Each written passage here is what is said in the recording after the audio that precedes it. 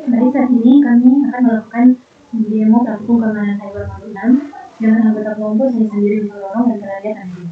Di sini kita masuk ke lab yang pertama, lab anatomi malware. Di sini untuk background atau skenario, malware atau perangkat lunak berbahaya mengacu pada berbagai program perangkat lunak berbahaya yang dapat digunakan untuk membahayakan sistem komputer, mencuri data, dan mengabaikan tindakan keamanan. Malware juga dapat menyerang infrastruktur penting, menonaktifkan layanan darurat, menyebabkan jalur perakitan, membuat bercacat, menonaktifkan generator listrik, dan mengganggu layanan transportasi.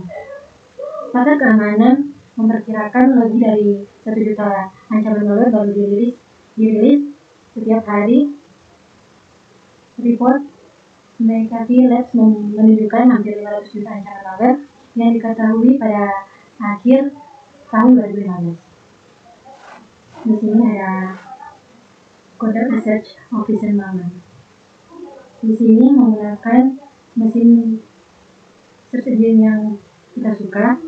Kita lakukan pencarian malware terbaru. Selama pencarian, kita pilih 4 contoh malware. Masing-masing berasal dari jenis malware yang berbeda dan bersiaplah untuk mendiskusikan detail tentang fungsi masing-masing malware, cara penularannya, dampak yang ditimbulkan.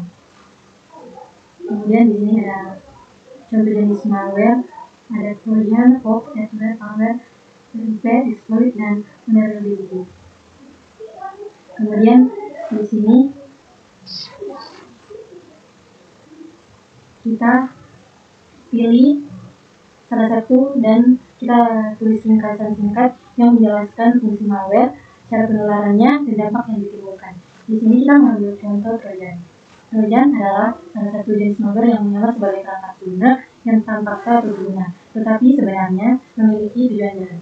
Trojan biasanya disebarkan melalui email file dari sumber tidak terpercaya, konten phishing, atau lampiran email yang berbahaya.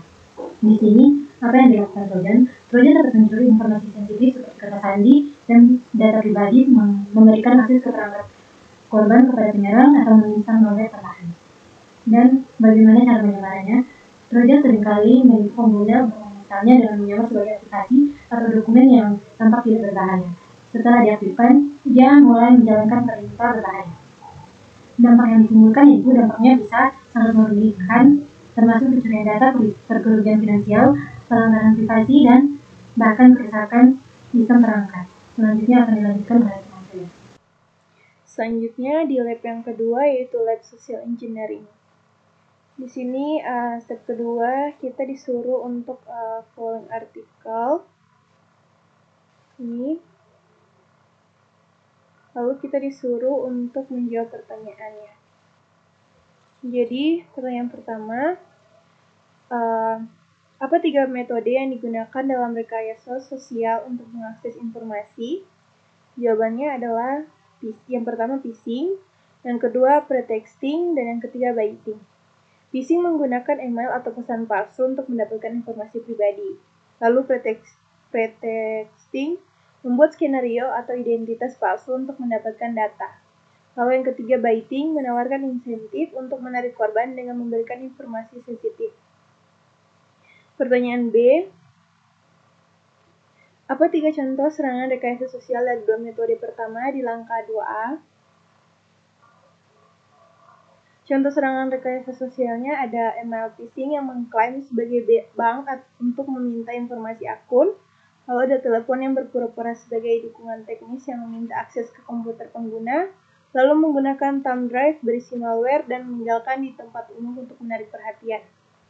Yang pertanyaan C, mengapa jaringan sosial menjadi ancaman dalam rekayasa sosial?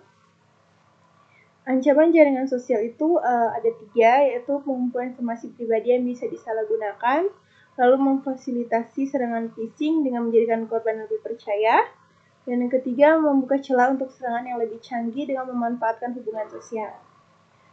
Pertanyaan keempat, bagaimana organisasi dapat melindungi diri dari serangan rekayasa sosial?